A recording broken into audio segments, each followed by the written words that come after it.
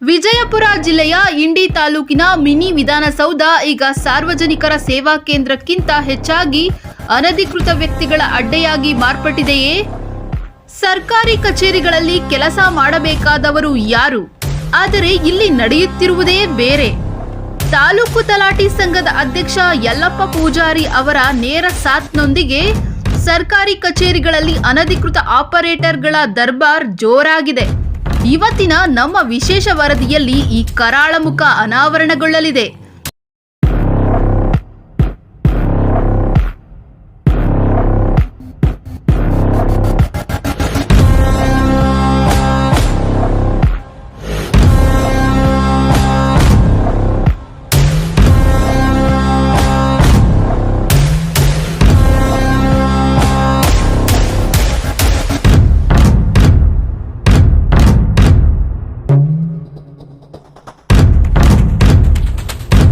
ಇಂಡಿ mini ವಿಧಾನಸೌಧದಲ್ಲಿ ಅನಧಿಕೃತ ದರ್ಬಾರ್.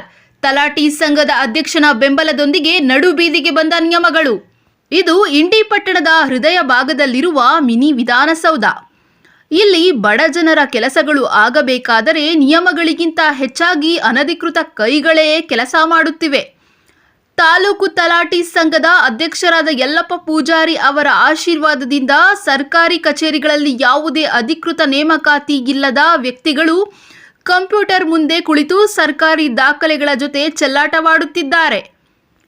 ಸರ್ಕಾರಿ ರಹಸ್ಯಗಳು ಮತ್ತು ಸಾರ್ವಜನಿಕರ ವೈಯಕ್ತಿಕ ಮಾಹಿತಿ ಇರುವ ಕಂಪ್ಯೂಟರ್ಗಳನ್ನು ಮುಟ್ಟಲು ಕೇವಲ ಸರ್ಕಾರಿ ನೌಕರರಿಗೆ ಮಾತ್ರ ಅವಕಾಶವಿರುತ್ತದೆ. ಆದರೆ ಇಲ್ಲಿ ಸಕಾಲ ಸೇವೆ ಇರಲಿ ಅಥವಾ ಕಂದಾಯ ದಾಖಲೆಗಳಿರಲಿ, ಎಲ್ಲವನ್ನೂ ಈ ಅನಧಿಕೃತ ಆಪರೇಟರ್ಗಳೇ ನಿಭಾಯಿಸುತ್ತಿದ್ದಾರೆ.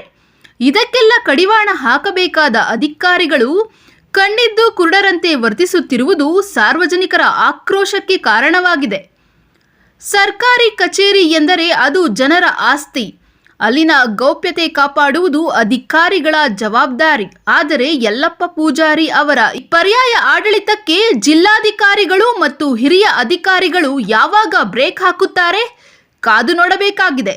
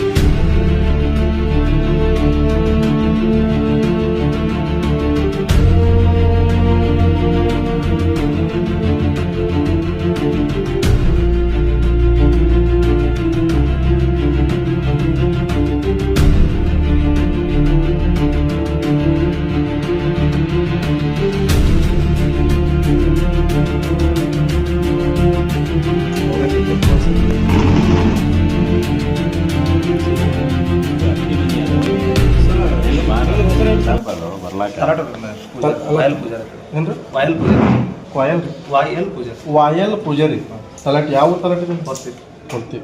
ಈಗ ವ್ಯಕ್ತಿಗೆ ನೀವೇ ಸಂಬಂಧ ನೀವೇ ಕಳಿಸ್ರಿ ಅಂದ್ರೆ ಇಲ್ಲಿ ಇದು ಕೆಲಸ ಮಾಡಿಸ್ಲಿಕ್ಕೆ ನಮ್ಮ ಕೆಲಸ ಟೈಪ್ ಮಾಡ್ಕೊಳಕ್ಕೆ ನೀವು ಮಾಡ್ತಾರೆ ಸರ್, ಅವ್ರಿಗೆ ಕೊಡ್ತೀರಿ. ಅವ್ರ ಒಳಗೆ ಐಡಿ ಕಾರ್ಡ್ ಇಲ್ಲ, ಈ ಆಫೀಸ್ಗೆ ಸಂಬಂಧ ಇಲ್ಲದೆ ಇರೋ ವ್ಯಕ್ತಿ ತೊಗೊಂಡು ಬಂದ ಅಲ್ಲಿ ಮಾಡ್ಕೋತೇವೆ ನಾವು. ಹೊರತಾಗಿ ನಮ್ಮ ಈ ಆ್ಯಪ್ಸ್ನಾಗ ಕೇಸೊಂದ ಗಟ್ಟೆ ಓಪನ್ ಆಗ್ತಾವೆ. ಹಿಂಗಾಗಿ ನಾವು ಹಂಗೆ ನಾವು ಸೈಟ್ ಕೊಟ್ಟರೆ ಸೈಟ್ ಓಪನ್ ಐತೆ. ಹಂಗೆ ಕೇಸೋನ್ ಅಂತ ಹೇಳಿದ್ರಲ್ಲ, ಇಲ್ಲ ಸೈಟ್ ಓಪನ್ ಹಂಗೆ ಐತಿ. ಕೇಸೋನ್ ಆದ್ರೆ ಇಲ್ಲ ಆಫೀಸ್ನಾಗ ನಮ್ಮ ಆಫೀಸ್ನಾಗ ಐತೆ. ಅವ್ರಿಗೆ ಹೆಂಗೆ ಗೊತ್ತಿಲ್ಲ ಕೇಸೋನ್ ಐತಿ ಅನ್ನೋದು. ಈ ಸತ್ ಅವ್ರು ಕಂಪ್ಯೂಟರ್ ಆಪ್ರೇಟರ್ ಇರ್ತಿಲ್ಲ. ನಾವೇ ಓಪನ್ ಮಾಡಿದ್ವಿ. ಅದೇ ನೀವೇ ಓಪನ್ ಮಾಡ್ರಲ್ಲ.